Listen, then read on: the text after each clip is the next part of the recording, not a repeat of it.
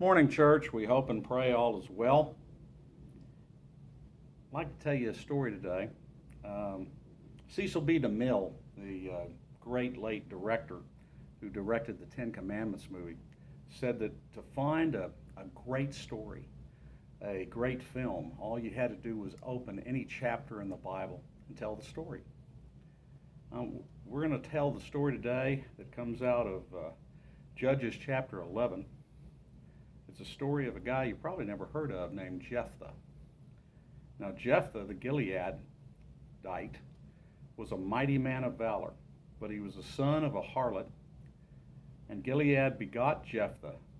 Gilead's wife bore sons, and when his wife's sons grew up, they drove Jephthah out and said to him, "You shall have no inheritance in our father's house, for you are the son of another woman."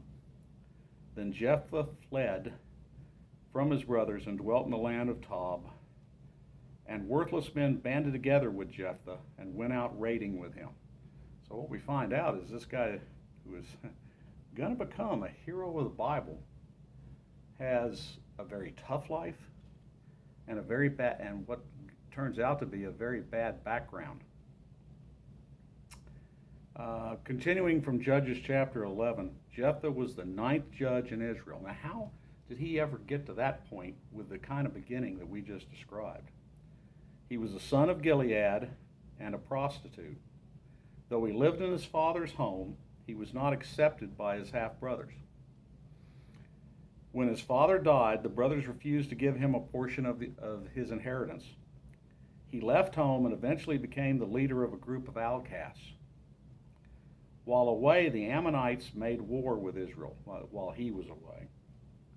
The elders of Gilead came to Jephthah, asking him to become the commander of their army. Now, this is a twist, because it wasn't just his brothers, but the leadership in Israel which had turned their back on him. Jephthah agreed even though he had been mistreated by his brothers and the very leaders who came to ask his help. His first act was to send a letter to the Ammonites in an attempt to negotiate peace. What he did in that letter was he tried to explain to them, you really do not have good claim to the land in dispute because we had been there first. But just like what's going on with Israel now with the Palestinians, that was ignored. The negotiations did not work. Jephthah took his army and went to do battle. And the Lord gave him victory. Now, if you want to see a weird side to this story, check out in Judges 11 a vow that he did, which ended up affecting his daughter. But it's debated how that was actually carried out.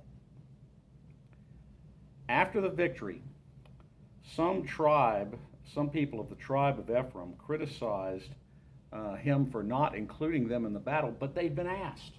They'd been asked to join him, but they wouldn't do it. They didn't want to go to battle with him, either out of fear or because of his standing. And yet now they want part of the spoils. This issue continued to the point that Ephraim threatened Jephthah, and he used the army that had been given him to attack Ephraim, and they lose 42,000 men. As a result of his new standing, he is made a judge of Israel for a 6-year period in the eastern part of Israel between 1087 and 1081 BC. Now, from this, we learn our background does not stop the Lord from calling us to serve him. Jephthah is not the only one who gave us that moral to the story. If you'll remember, Rahab was a harlot, a prostitute in the city of Jericho.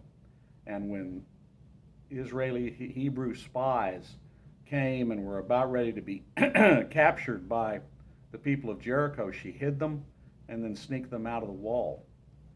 There is today at Jericho only one piece of the wall standing, and that gives substantiation to this story because it was told that she would survive.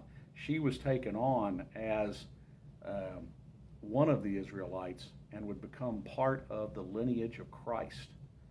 So again, both of these give an exemplify that God will use people regardless of their background, regardless of their ethnicity, regardless of what they've done before or how they're considered by society. We also learn that sometimes we are called to help those who have not treated us well, to forgive those who are indebted to us or who've sinned against us. Let's remember that God and Christ have taught this and applied in our lives today.